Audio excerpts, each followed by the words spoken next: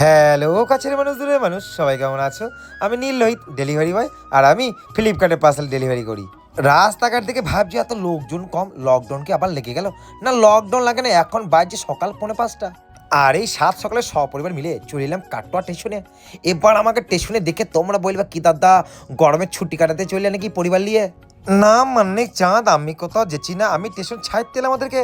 আমার বউ যাবে বউয়ের মামা বাড়িতে। মানে কি বলবো, আমারও তো যাওয়ার ইচ্ছে ছিল, ওদের ছেড়ে তো আমারও থাকতে ভালো লাগে না, কি আর করা যাবে। এমন একটা কাজে যুক্ত, আমার যখন খুশি তখন তো ছুটি ফুটি লওয়া যায় না।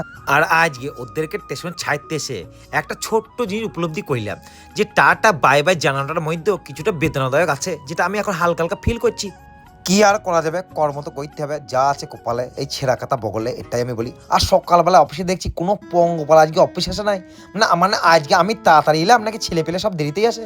কি আর করা যাবে, ছেলে পেলে আস্তে আস্তে বস্তাগুলো থেকে পার্সেলগুলো বার করে সঠিকক্ষণ করতে হবে। আর আজকে যেহেতু বউ বাড়িতে নেই, সকালবেলা আমরা বেরিয়ে পড়েছি, তাই আজকে ভাত আনা হয় নাই।